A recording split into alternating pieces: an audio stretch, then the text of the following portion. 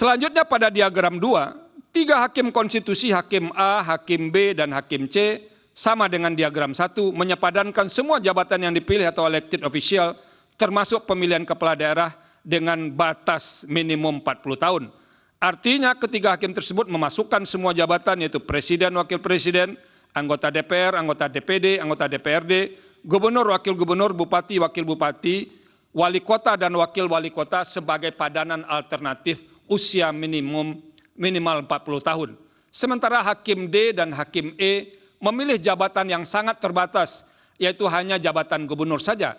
Sama halnya seperti diagram 1, hakim yang berada dalam gerbong mengabulkan sebagian tersebut, titik temu atau arsiran dalam mengabulkan sebagian di antara mereka berlima juga hanya berada pada jabatan gubernur. Merujuk penjelasan di atas, pilihan jabatan publik berupa elected official termasuk pemilihan kepala daerah, kelimanya berada pada titik singgung atau titik arsir jabatan gubernur. Oleh karena itu, seharusnya amar putusan 5 hakim konstitusi yang berada dalam gerbong mengabulkan sebagian adalah jabatan gubernur. Dengan pilihan amar memaknai pasal 169 huruf Q Undang-Undang 7 2017 menjadi persyaratan menjadi calon presiden dan wakil presiden lelaki berusia paling rendah 40 tahun atau sedang menduduki jabatan yang dipilih melalui pemilu termasuk pemilihan kepala seharusnya bertolak atau tidak tertolak atau tidak terterima oleh makna mengabulkan sebagian dari hakim D dan hakim E.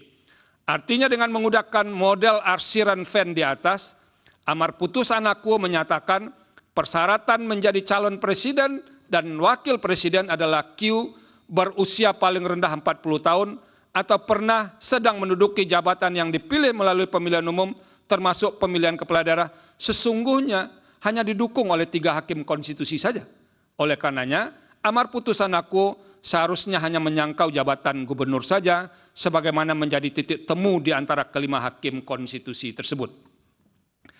Berkenaan dengan pilihan amar tersebut, perlu saya tambahkan ketika pembahasan di RPH, titik temu atau arsiran termasuk masalah yang menyita waktu dan perdebatan. Karena perdebatan yang belum begitu terang terkait masalah amar tersebut, ada di antara hakim konstitusi mengusulkan agar pembahasan ditunda dan tidak perlu buru-buru serta perlu dimatangkan kembali hingga Mahkamah inkasu 5 hakim konstitusi yang berada dalam gerbong mengabulkan sebagian benar-benar yakin dengan pilihan amar putusannya. Sekalipun RPH ditunda dan berlangsung lebih lama bagi hakim yang mengusulkan ditunda, hal tersebut tidak akan menunda dan mengganggu tahapan penyelenggaraan pemilihan inkasu tahap pemilihan presiden dan wakil presiden. Namun demikian, di antara sebagian hakim yang tergabung dalam gerbong mengabulkan sebagian tersebut, seperti tengah berpacu dengan tahap pemilihan umum presiden dan wakil presiden, sehingga yang bersangkutan terus menorong dan terkesan terlalu bernafsu untuk cepat-cepat memutus perkara aku.